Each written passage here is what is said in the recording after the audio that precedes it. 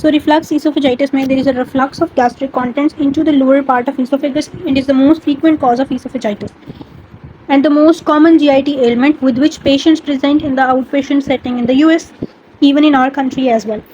The associated clinical condition is termed as gastroesophageal reflux disease, जिसमें gastric contents आपके esophagus के अंदर reflux back होते हैं. मसला इसमें कुछ भी हो सकता है, हर्निएशन हो सकती है स्टमक की इनटू द थॉरेक्स और लोअर इसोफेजियल स्फिंक्टर की एब्नॉर्मैलिटीज़ हो सकती हैं जिसकी वजह से वो बंद नहीं होता और एक्सेसिव रिफ्लक्स हो रहा होता है. The stratified squamous epithelium of oesophagus is resistant to abrasion from foods. उसको अल्लाह ताला ने ऐसा बनाया कि उसमें से बस फूड ने गुजरना है, उसका और कोई फंक्शन नहीं है, कोई सिक्रीशन नहीं करनी, कोई डाइजेशन नहीं करनी, बस गुजरना है. तो वो एब्रेजन के लिए उसको रेजिस्टेंट एपिथेलियम प्रोवाइड की है.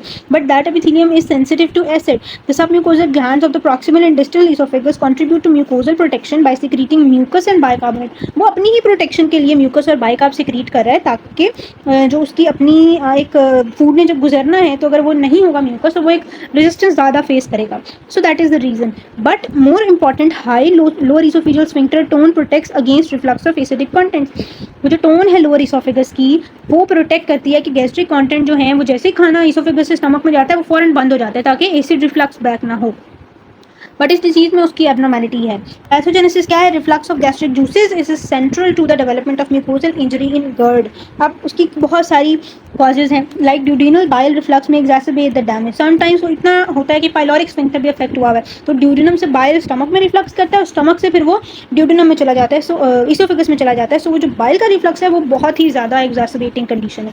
Conditions that decrease lower oesophageal sphincter tone, या तो वो कुछ ऐसी डिजीजेज हैं जो गर्ड के अंदर जो चीज़ रोल प्ले करी है वो है लोअर इसोफेजियल स्फिंक्टर की टोन, या तो कुछ कंडीशन उसको अफेक्ट करेंगे या एब्डोमिनल प्रेशर इतना ज़्यादा बढ़ जाएगा कि कंटेंट जो है वो रिफ्लक्स बैक करेंगे.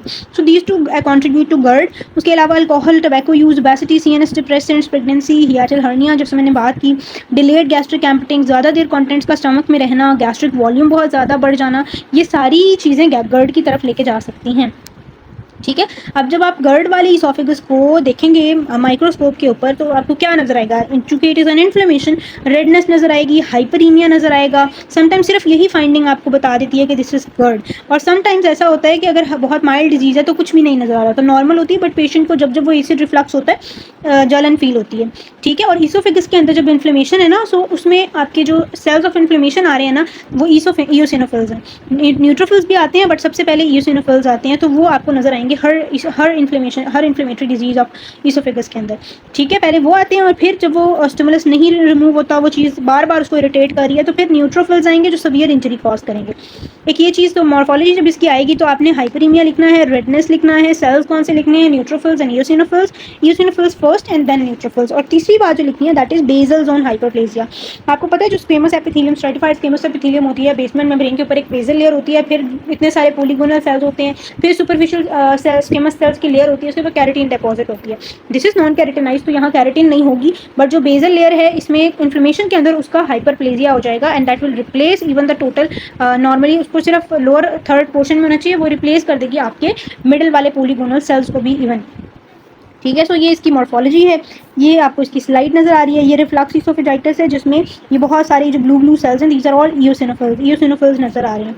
ठीक है. और ये थोड़ी सवियर फॉर्म में है जिसमें ईओसिनोफिलिक इसोफेजाइटिस होता है. अभी हम पढ़ेंगे आगे इसमें और ज़्यादा, जब ईओसिनोफिल्स का काउंट एक सर्टेन नंबर से बढ़ जाता है तो हम उसको ईओसिनोफिलिक इसोफेजाइटिस कहते हैं. उसमें इन्फ्लेमेशन भी थोड़ी ज़्यादा होती है.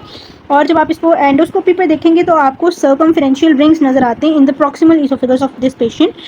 जो जिसको ईओसिनोफिलिक इसोफेजाइटिस होता है ना, उसमें आपको रिंग्स नजर आते हैं, इसोफेजियल रिंग्स. ठीक है. इस तरह के यहाँ पर थोड़े थोड़े ये देखें, एक ये नज़र आ रहा है, फिर एक ये नज़र आ रहा है, फिर एक ये नज़र आ रहा है, फिर एक ये भी नज़र आ रहा है, थोड़ा इल डिमार्केटेड, और ये डेवलप हो रहे हैं कुछ रिंग्स. तो इस तरह के रिंग्स नज़र आते हैं. सो ये आपकी जो थी इसकी पिक्चर थी. उसके बाद ईओसिनोफिलिक इसोफेजाइटिस पढ़ लेते हैं हम लोग. अच्छा, इसके क्लिनिकल फीचर्स क्या होंगे कि हार्ट बर्न के साथ आएगा पेशेंट, डिस्फेजिया आएगा, समटाइम्स सावर टेस्टिंग गैस्ट्रिक कंटेंट्स उसको फील होते हैं. क्रोनिक गर्ड में बहुत सीवियर चेस्ट पेन होती है. समटाइम्स उसको हम लोग mistakenly taken for heart disease as well. Treatment क्या है? प्रोटॉन पंप इनहिबिटर्स देते हैं और कुछ ऐसे म्यूकोजल प्रोटेक्टेंट्स देते हैं जो कि फिर इसको सिम्टम्स को रिलीव कर देंगे. ठीक है. कॉम्प्लिकेशंस इसकी क्या हैं, इंपॉर्टेंट हैं, आपके हॉस्पिटल में पूछी जा सकती हैं विद पिक्चर और एमसीक्यूज के अंदर भी।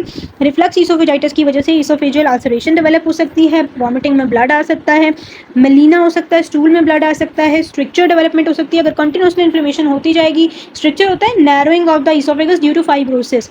जब कंटिन्यूस इन्फ्लेमेशन होगी तो वहाँ पर कंटिन्यूस हीलिंग भी होगी, और हीलिंग होगी तो फाइब्रोसिस होगी। सो वो जगह हार्ड हो जाएगी और वहाँ पर स्ट्रिक्चर वो कंटिन्यूसली फिर नैरो ही रह जाएगा, और फिर अल्टीमेटली बैरेट इसोफेगस डेवलप हो जाएगी।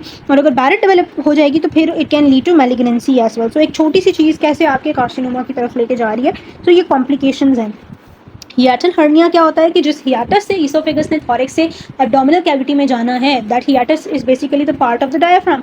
उसी हियाटस में से अगर उसका कोई इनकॉम्पिटेंसी है, because that hiatus also maintains the tone of the lower oesophageal sphincter. So जब उसका कोई हर्निया है तो स्टमक जो है वो उसका अपर पोर्शन हर्निएट कर जाएगा through that हियाटस into the thorax, और वो जो वाल्व की और स्फिंक्टर की जो इनकॉम्पिटेंसी थी, टोन थी, वो भी इनकॉम्पिटेंट हो जाएगा। सो दैट्स वाई वो भी डेवलप करता है गर्ड के पेशेंट्स को, गर्ड की तरफ लेके जाता है। उसके बाद है जी eosinophilic oesophagitis. Eosinophilic oesophagitis is a chronic immunologically mediated disorder. अब ये इम्यून मीडिएटेड है, अभी तक हमने जो पढ़ा that was due to some chemical agents, food, आपकी स्फिंक्टर की इनकॉम्पिटेंसी और दूसरी रीजंस की वजह से। Now this is immune mediated and that is being increasingly recognize. Symptoms वही हैं, डिस्फेजिया होगा, बर्न होगा, फीडिंग इंटॉलरेंस होगी, गर्ड लाइक सिम्टम्स होंगे। लेकिन इसका जो मेजर फीचर है, इसमें एपिथेलियल इन्फिल्ट्रेशन होती है by large number of eosinophils, particularly superficial infiltration mucosa के अंदर बहुत सारे नजर आएंगे, and at sites far from gastrooesophageal junction, यानी उन एरियाज में भी जो कि गैस्ट्रोफेजियल जंक्शन से काफ़ी दूर हैं, उन एरियाज में भी इयोसिनोफिल्स नजर आएंगे। सो ये आपको इनकी अबंडेंस डिफ्रेंशिएट करती है कि ये गर्ड है या इयोसिनोफिलिक ईसोफेजाइटिस है। ठीक, एंडोस्कोपिकली आपको एविडेंट रिंग्स जो मैंने बताए इसमें नज़र आते हैं अपर पोर्शन के अंदर और मिडिल पोर्शन के अंदर। ठीक है, इट में ऑल्सो हेल्प टू डिस्टिंग्विश, क्योंकि जो रिंग्स है ना ये सिर्फ इसी में नजर आते हैं, गर्ड के अंदर ये रिंग्स नजर नहीं आते। Patients with eosinophilic oesophagitis are typically refractory to high dose proton pump inhibitors, उनको हम ये नहीं देते। मोस्ट पेशेंट्स आर एटॉपिक, यानी उनको एलर्जीज होती हैं, डिफरेंट एस्थमा हो सकता है और एलर्जीज हो सकती हैं, and many have atopic dermatitis, allergic rhinitis, asthma and modest peripheral eosinophilia. उनको ब्लड के अंदर नॉर्मली भी यूसिनोफिल्स के लेवल नॉर्मल लोगों से ज़्यादा होते हैं। ट्रीटमेंट्स इंक्लूड डाइटरी रिस्ट्रिक्शंस, ताकि वो जो एलर्जी है उनके जिस भी चीज़ से एलर्जी है जिसकी वजह से दे डेवलप इयोसिनोफिलिक ईसोफेजाइटिस, वो हम उसको रिस्ट्रिक्ट करते हैं in the food such as cow milk and soya products. Some people have allergy to these food products, ठीक है, और सम को टॉपिकल और सिस्टेमिक कॉर्टिकोस्टेरॉइड से भी हो जाती है। सो ये आपके था जी इयोसिनोफिलिक ईसोफेजाइटिस। इन्फ्लेमेटरी कॉजेज खत्म हो गई हैं, अब हम लोग बैरस ईसोफेगस पढ़ेंगे which is a premalignant lesion, और फिर हम लोग मैलिग्नेंसीज की तरफ जाएंगे ईसोफेगस की। ठीक।